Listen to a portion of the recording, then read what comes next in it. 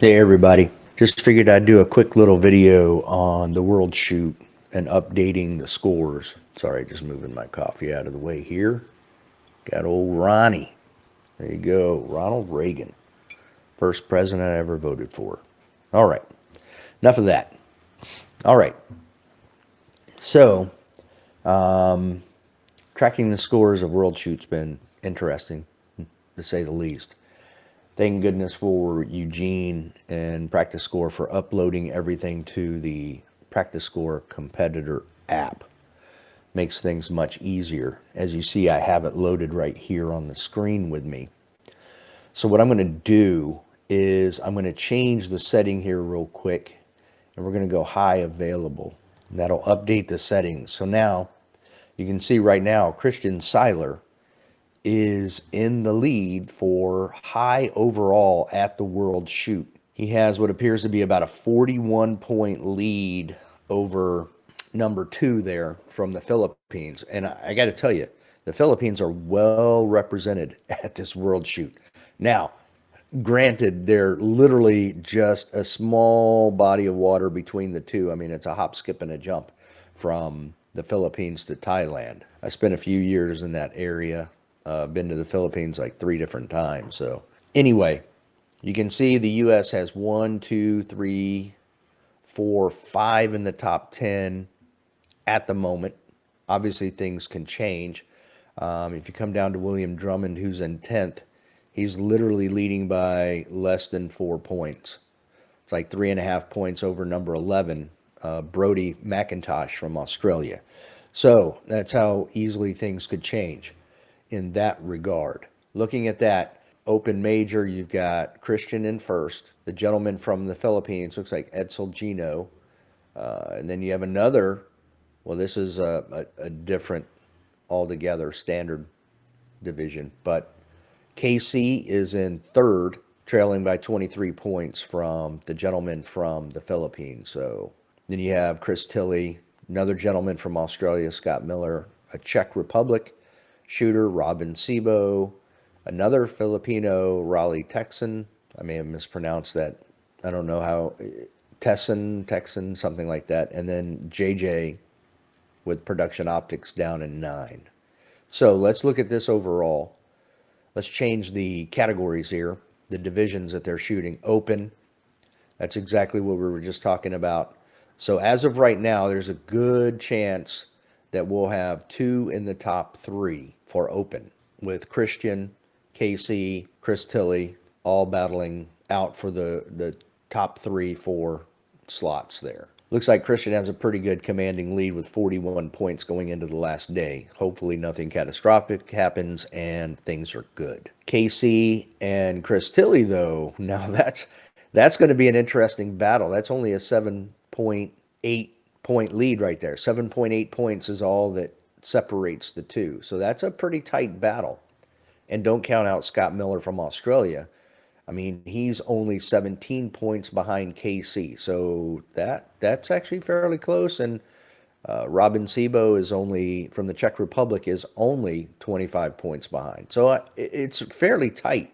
Now, moving on to standard, Nils is currently third. I don't know who this Khalil Viray is from the Philippines, but man, that guy's got a commanding lead. He's 51 points ahead of number 2, also from the Philippines. And then you have Nils coming in third, and he is 33 points out of second. So he might be, he's probably going to finish up where he's at. Don't know. Hopefully not. Hopefully he can move up a spot. That would be nice. Blake Miguez is down currently in 7th, and I don't see that really changing much at all. So he's 15 points ahead of the guy behind him, and he's almost 30 points behind the guy in front of him. So I would say if anything, there's a greater chance of sliding a spot more so than moving up a spot. But hopefully he can hold where he's at.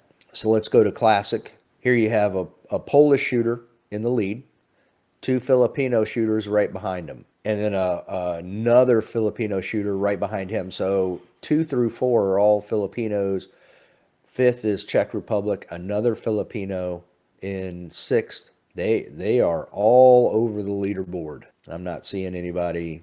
I'm not even sure the US has anybody shooting classic. So let's go to production. All right, production. There's a shocker. Eric Griffell right there at the top. I know that surprised everybody with a 45-point lead over number 2. Now, if history tells us anything, this is locked in place.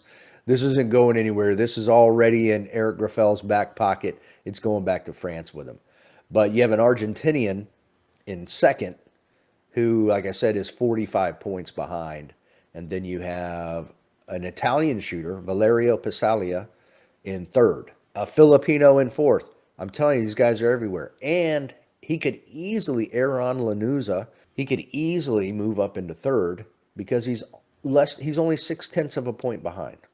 So he's right there chomping at his heels. The first U.S. shooter we have is Mason down at ninth. And as much as I love Mason, unfortunately, there's no chance that he's going to be able to jump into the top 3. It would take somewhat of a miracle, I guess, for that to happen because his maximum number of points is 52 points behind what the maximum point accumulation is for the shooter currently in third, the shooter from Italy, Valerio Passalia.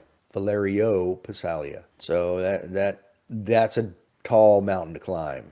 I just don't see that happening. Right behind him, now the interesting battle is this. Which American is going to come out on top just for Team USA competition in production? Because right behind Mason is Casey Reed.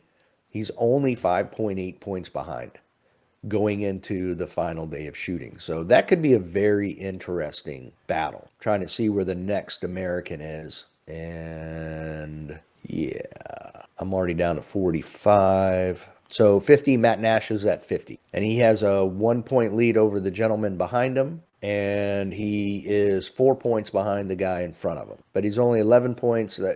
That's all tight down in there when you get there. Things get tight. So, end of day 4, production optics.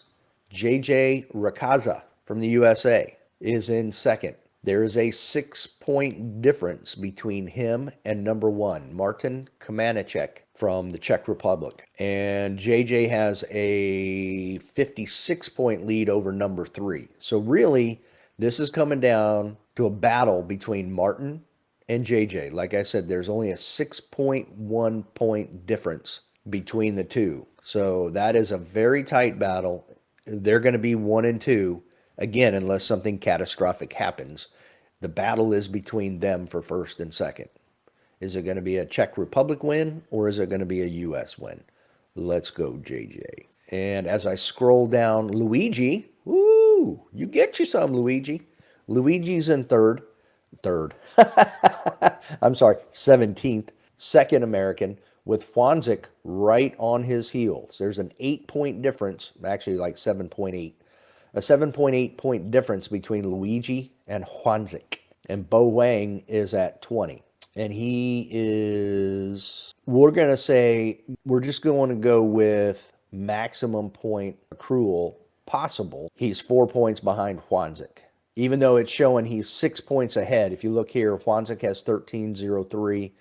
Bo Wang has 13.09. It's based on what they've already shot. The max accrual is based on what they have remaining on their final day, with Luigi being 23.91, Juanzik being 23.83, and Bo Wang being 23.79. So they're all, that's a 12-point difference between the three of them. For Team USA purposes, battle for second and third in production optics is coming down to Luigi, Juanzik, and Bo. So we'll see how that goes. Now let's move on to production optics light.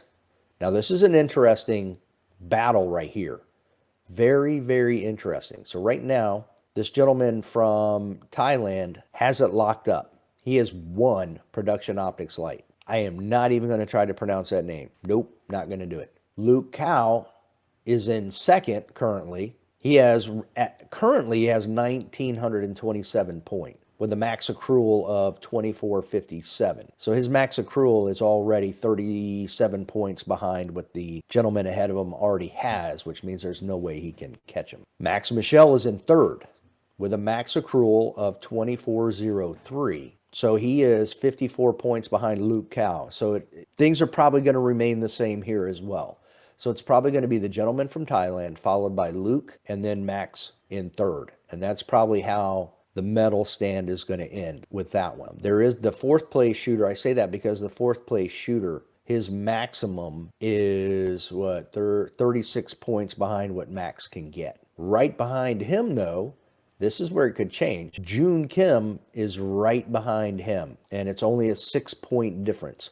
So June could jump up to fourth. So you could literally have a shooter from Thailand win Production Optics Light, Luke in second, Max in third, and June be fourth. Kevin Lanhart is 2 places below June, but he's 81 points behind June. So that's too much of a gap to overcome. Matt Hopkins is down in 10th as currently, so we'll see how all of that plays out. The U.S. doesn't have anybody in Revolver, so not even going to really talk about it.